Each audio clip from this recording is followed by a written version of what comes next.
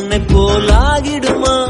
கோடி கோடியாய் கொடுத்தாலும் நீ தந்த அன்பு கிடைத்திடுமா? ரத்தத்தை நான் தந்தாலுமே உன் தியாகத்துக்கு ஈடாகுமா?